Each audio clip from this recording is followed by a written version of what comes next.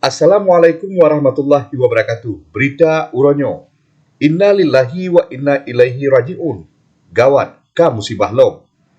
Beklam nebak Jumaat malam tanggal 11 bulan Leh tahun 2022. Ka terjadi musibah tutung mon minyak mentah di Kampung Mata Iya Kecamatan Rantau Perlak, Kabupaten Aceh Timur. Menyatakan nebak video yang na bak media sosial apui ubirayahu wate meledak mon minyak mentah di kampungnya. Urang kampung watenyan kapanik lagi wate saat kejadiannya.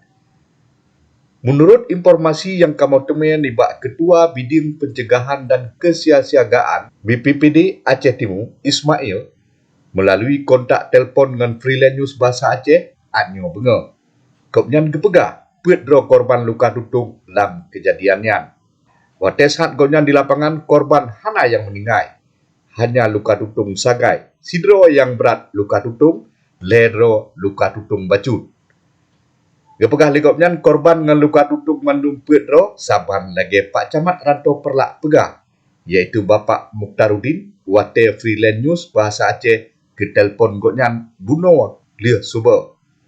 Korban watenya dengan motor ambulan Puskesmas Rantau Perlak. Dari Puskesmas Rantau Perlak langsung dirujuk Rumah Sakit Sultan Abdul Aziz Shah Perlak. Sambung Ismail, kejadian tutung atau meledak terjadi pun lebih kurang nibak poh 10.20 malam. Apui mahasi gepulen oleh tim pemadam BPBD Aceh Timur dan masyarakat di sinan dengan leboh motor damkar dan saboh motor tangki ia nibak poh le bunga-bunga karap subuh.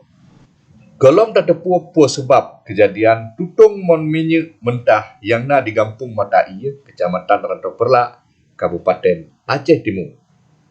Habanyo kebesampo oleh Ilyas bin Ismail Freelance News nan meinggris Aba me Aceh.